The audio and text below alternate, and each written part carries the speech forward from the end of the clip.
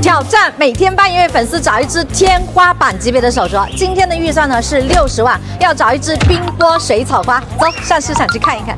老板，这个多少钱？差100吗？当18行不行？这么好的东西哪里那么轻？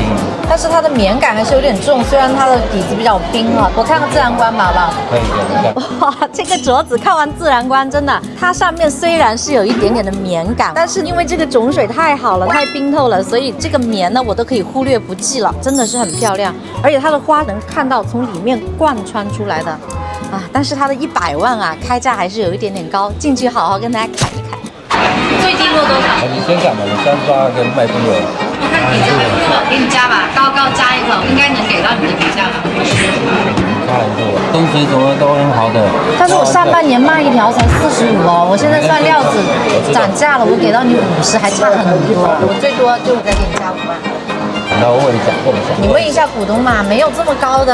看过年了，行情不好，现在。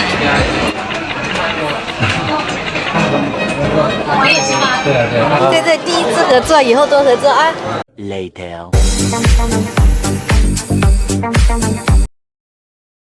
这支冰波飘花真的是越看越耐看，品质在线，透手无压力。花色呢虽然不多，但胜在够灵动。像这种收藏级别的呀，做成圆条既好看又保值。